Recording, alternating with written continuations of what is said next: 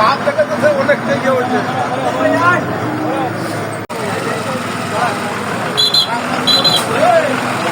আমি তো আছি তো স্যার। ওর পাশে একটা দাঁড়ায় আছে, ওর পাশে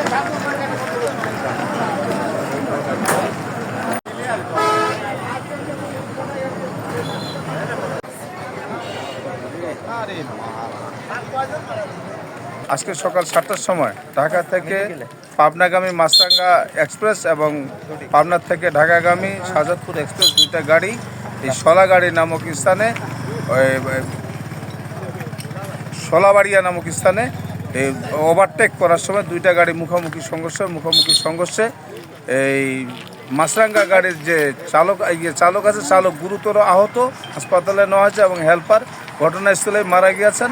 শাহজাদপুর ট্রাভেলসের ড্রাইভার আটকে ছিল এবং সেও মারা গিয়েছেন এবং ড্রাইভার হেল্পার এবং ড্রাইভার দুজন মারা গেছে। টোটাল আমাদের দুজন মারা গেছে এবং অসংখ্য বলতে 7-8 জন যাত্রী হয়তো বা গুরুতর আহত আছে। এদেরকে চিকিৎসার জন্য হাসপাতালে পাঠানো হয়েছে, পাবনা হাসপাতালে পাঠানো হয়েছে। এখন মোটামুটি রাস্তা যান চলাচলের জন্য একটু স্বাভাবিক করা হয়েছে। পরবর্তীতে গাড়িগুলো সেই রাস্তা থেকে রিমুভ করার ব্যবস্থা।